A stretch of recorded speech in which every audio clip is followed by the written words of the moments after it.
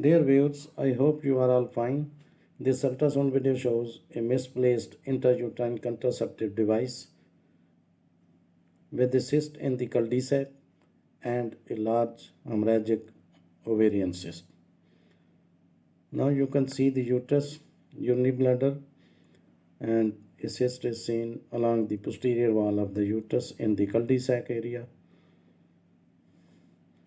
This is uterus, this is cervix, and this is the cyst. Multiseptic cyst having multiple internal septas, and this cyst lies in the cul-de-sac area.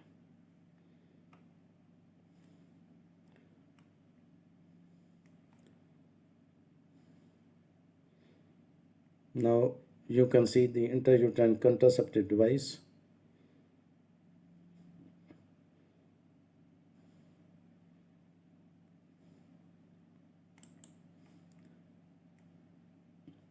A missing intrauterine contraceptive device is considered when the retrieval strings of the certain types of intrauterine contraceptive devices cannot be seen on physical examination.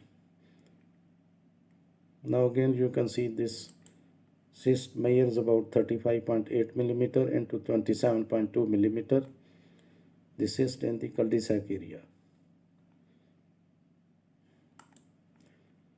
Now the possibilities of the missing intrauterine contraceptive devices are expulsion of intrauterine contraceptive device,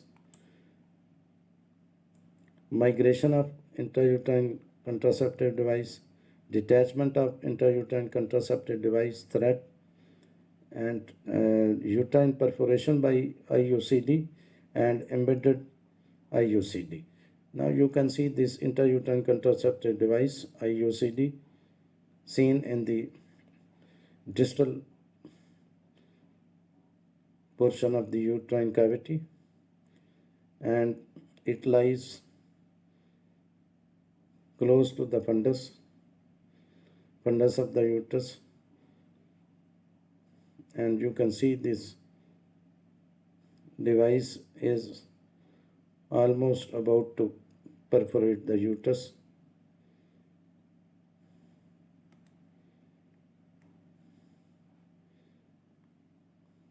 Now again you can see this contraceptive device.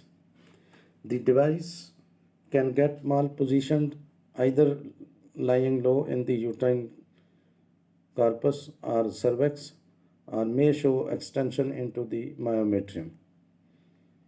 As you can see in this case, there is extension into the myometrium, typically occurs at the time of insertion of the device. Now this is uterus and this is the right ovary. Now you can see the large hemorrhagic cyst in the left ovary.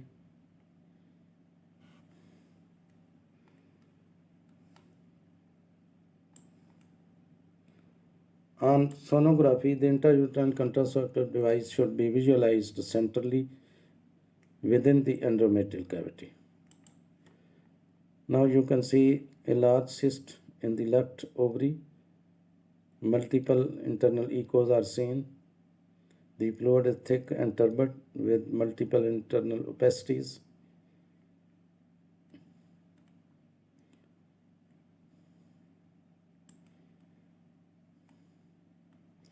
It is important to assess the position of the IUCD while imaging these patients.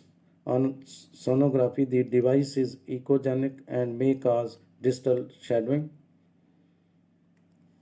It should be located centrally within the uterine cavity, and the echogenic position should not extend outside the endometrium.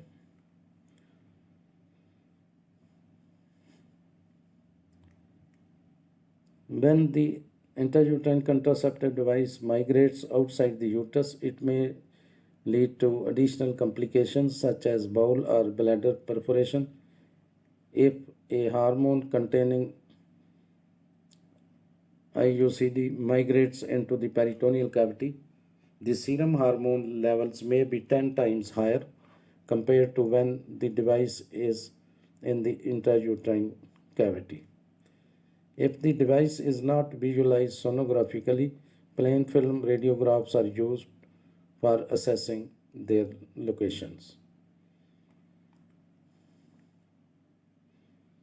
Now, ultrasound is used for initial evaluation of misplaced IUCD and provide answers to clinical questions related to the device. It easily helps to determine whether IUCD is correctly positioned and can often identifies IUCD related complications. 3D ultrasound may be useful to help visualize the device location, especially with serpiginous IUCDs.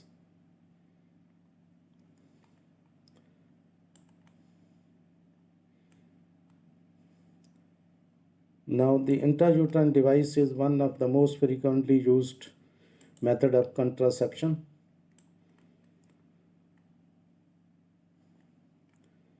Throughout the world, it is generally a safe and effective method of contraception. However, it may be associated with various complications such as abdominal pain, pelvic infection, vaginal bleeding, and spontaneous expulsion.